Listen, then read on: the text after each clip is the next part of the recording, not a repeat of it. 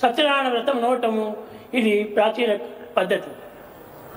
You know, it's a tradition in this country to perform a sacred ritual, Satyanarayana Vratam, on full moon day. అదే విధంగానే ఈశ్వరాంబ కూడాను ప్రతి పౌర్ణమి కూడాను సత్యనారాయణ పూజలు చేస్తూ పక్కింటి సుబ్బమ్మతో చేరి ఈ సత్యనారాయణ వ్రతం అంతా వింటూ వచ్చేటువంటిది.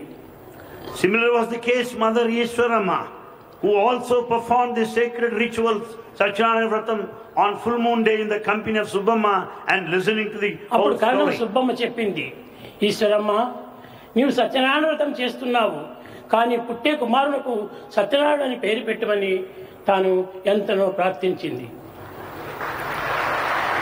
It was Subbamma who said, Ishwarama, you are performing this puja worship of Satyanarayana Vratam, and I want you to name your son as Satyanarayana. ఒకనాడు 1 గంట అయినప్పటికీ భోజనం చేయలేదు Eshwaramma. Ishwarama didn't have her food, though it was 1 o'clock in the afternoon. ఈ ఇంటిలో కూడా అందరు కూడా విసుగు చెందారు. All were disgusted watching the scene. ఈ సత్యనారాయణ పూజ నిమిత్తమై ఇన్ని విధమైనటువంటి ఒక నిబంధనలా అని వెంకమరాజు కూడాను ఖండించాడు. In fact, Venkamaraj also didn't want her to wait till that long, because observing such stipulation without partaking food is horrible. కానీ నాకు ఆకలి కాలేదు, సత్యనారాయణ వ్రతమే నా యొక్క భోజనము కనుక నేను భుజించను అని పట్టుబట్టింది. Ishwarama said, I am not hungry. Successful performance of Satyanarayana Vratam is more important than food, she said. కనుక ఈశ్వరమ్మ ఆనాడు సత్యనారాయణ వ్రతం చేయకుండా పోయినప్పటికీ పక్కింటి సుబ్బమ్మ, కరణం సుబ్బమ్మ సత్యనారాయణ వ్రతం చేసి ఆ ఇంటి నుంచి ప్రసాదం తీసుకుని వచ్చి ఈశ్వరమ్మకు అందించింది. Subbamma performed the whole ritual and brought prasadam, sacrificial food, to Ishwarama. ఆ ప్రసాదం భుజించి క్రమక్రమేణ తాను ఆనందంగా కాలం గడుపుతూ వచ్చింది. Ishwarama had partaken this prasadam and was blissful. ప్రాచీన భారతీయ స్త్రీలందరూ కూడాను సత్యనారాయణ వ్రతములన్నీ కూడాను పౌర్ణమి పూజలన్నీ కూడాను ఎంతనో శ్రద్ధగా పూనుకొని చేసేటువంటి వారు.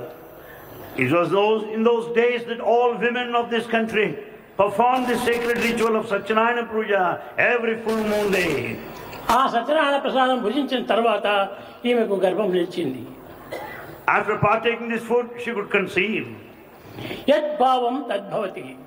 మానవుల యొక్క ప్రభావం అన్నీ కూడాను తమ సంకల్పముల యొక్క ప్రభావం చేతనే ఆధారపడి ఉంటుంటాయి. All the effects and the results in our life depend on the thoughts that we కానీ entertain. కొందరు ప్రభావములను అంగీకరిస్తురు, కొంతమంది విస్మరిస్తురు. Some naturally will recognize the effect, while some forget the very cause. కానీ ఈమె ఈ ప్రమాణం ఏమాత్రం కూడా విస్మరించలేదు. But Mother Ishwarama has not forgotten the rituals that she performed. పట్టుపట్టి ఆ యొక్క ప్రసాదం పూజించి తాను తన కార్యక్రమాలను పూనుకునేటువంటిది. She was determined to partake this prasadam and proceed ahead with household work thereafter. ఆమె ఒక అక్షరం కూడా చదవలేదు. In fact, she was unlettered. చదువు ఏమాత్రం కూడా తనకు తెలియదు. She didn't have any formal education. కానీ భగవంతుని పైన విశ్వాసమును మాత్రమే గట్టిగా పూనుకొని చేసేటువంటిది. But she had full and strong faith in God. ఆ ప్రసాదం భుజించిన తర్వాతనే 7వ నెల లోపల సుబ్బమ్మ గారి ఇంటికి వచ్చి, అమ్మ నేను ఇచ్చిన ప్రసాదం చేతనే నీ గర్భం నిలిచింది, నీవు పుట్టబోయేటువంటి కుమారుడు సత్యనారాయణ అని పేరు పెట్టు అని ప్రామిస్ తీసుకుంది.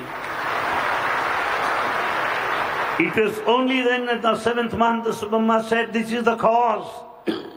This the sacred ritual is the main cause. And I want you to name the child after Satyanarayana. కానీ వెంకమరాజు ఇంటిలో ఈ యొక్క శ్రీమంతం అనేటువంటిది ఎప్పుడు జరగటం అనేటువంటి జరగలేదు. But at the residence of Venkamarazu, there is no formal performance of the ceremony which is supposed to be conducted. కానీ ఈశ్వరమ్మ శుభంలో ఈ సుబ్బమ్మ తన ఇంటి చేసి తన ప్రసాదం తిరిగి తెచ్చి ఈశ్వరమ్మకు అందిస్తూ వచ్చింది. However, Subbamma performed this function and then gave her the prasadam for her to partake. అప్పుడు వెంకమరాజు తల్లి ఈ విశ్వాసం పైన, తాము కూడా స్త్రీనే కదా, ఈ విశ్వాసం పైన గాఢమైనటువంటి నమ్మకం చేత తాను పుట్టబోయేటువంటి కుమారుడికి సత్యనారాయణాన్ని పేరు పెట్టాలని తాను కూడా సిద్ధమైపోయింది. It was similar was the decision of everybody in the family. They too wanted to name the child as Satyanarayana. ఈ ప్రసవమునకు పూర్వము ఒక సన్నిహితమైనటువంటి సంఘటన జరిగింది. Prior to the birth of the child, there was an incident that had happened. ఇది పుట్టపర్తి చిన్న పల్లె.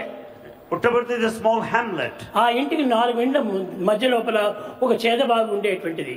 In the center of the residences, there is a well. ఆ చేదబావి నీరు చేదుకొని తీసుకొని పోతున్నది Eshwaramma. Ishwarama was drawing the water out of the well and fetching home. అప్పుడు ఏదో ఒక మించినట్టుగా తనకు ఒక విధమైనటువంటి తెలుపు వర్ణమైనటువంటి ఒక గాలి వీచింది. Ishwarama experienced a radiance, a illumination all of a sudden and a cool breeze. తన ఇంటి యందు ఉన్నటువంటి శుభమ్మ కూడాను బయటికి వచ్చింది. Subhamma also came out of her residence. ఏమిటో ఆకాశం నుంచి ఒక వెలుతురు ఈశ్వరమ్మ గర్భంలో ప్రవేశించినట్టుగా నాకు కనిపించిందమ్మా. Subhamma also said, I could see this luminous, the radiance, brilliance I to observe. ఇది ఈనాటి వరకు నేను ఎవరికి చెప్పలేదు. Bhagavan did not declare this till this day.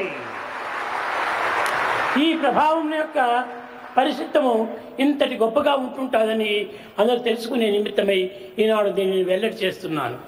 This is declared by Bhagavan today so that you may know the effect behind performing the sacred ritual. ముందు రోజు సాయంకాలము వెంకమరాజు ఆ సుబ్బమ్మ గారి ఇంటి ముందు నడుస్తూ వచ్చాడు. Earlier, Venkamaraj was passing by the residence of Subhamma. అప్పుడు ఈమె లోపల పిలిచి, వెంకమరాజు, నీకు రేపు రాత్రికి పుట్టేటువంటి కుమారుని పేరు సత్యనారాయణ అని పేరు పెట్టు అంది. She called him in and said, Venkamaraju, I want you to name the child you are going to have tomorrow night as ఇది అంతా Satyanarayana. ఇప్పుడు మూర్ఖ స్త్రీల యొక్క పట్టుదలని తాను గేలి చేశాడు. In fact, he made fun of those ladies there. It was all the opinion of you foolish people. 3 గంటల వేళ యందు సుముహూర్తమునందు ఆ యొక్క కుమారుడు పుట్టాడు. At that auspicious moment, in the early hours around 3 o'clock, the child was born. పుట్టిన తక్షణమే ఏడ్చటము ప్రతి పిల్లవాడికి లక్షణము. It's quite natural for the baby to cry. కానీ ఈ పిల్లవాడు ఏమాత్రం ఏడవలేదు. The newborn babe didn't cry. ఈ చుట్టూ ఉన్నటువంటి నర్సులు వీరందరూ చేరి ఏమిటో ఈ బిడ్డకు ప్రాణం లేనట్టుగా పుట్టాడు అనే ఆశ్చర్యపడ్డారు. All the maids were very much surprised because the child didn't cry. They thought that baby is lifeless. వీరందరూ చెప్పే మాటలను బట్టి ఈశ్వరమ్మకు భయం ఏర్పడిపోయింది. Ishwarama also was afraid to hear all these things. తాను ఈ యొక్క విషయం ఎవరికి చెప్పకుండా పెర్ర గిల్లింది గట్టిగా. And then without telling anybody, she started hurting the baby. ప్రాణం ఉంటే ఏడ్చుతున్నాడు కదా అని దీనివల్ల ఏమాత్రము ప్రభావం కలుగలేదు. When the baby has life, the baby is sure to cry, but however it didn't happen. దీనికి బదులు ఆ పిల్లవాడు నవ్వాడు. Instead the child laughed and smiled. పురిటి బిడ్డ ఇంకా గంటలు కూడా కాలేదు. ఆ సమయంలో నవ్వటం అనేటువంటిది ఎంత ఆశ్చర్యము. Not even couple of hours, the newborn babe started laughing. It's a matter of mystery. ఈ విధంగా అనేక రకమైనటువంటి పరీక్షలు జరిగిన తర్వాత After being subjected to severe tests, Saibaba అని నమ్ముతూ వచ్చారు అప్పుడు పల్లెవాళ్ళు. then people had full faith in Sai Baba from then on.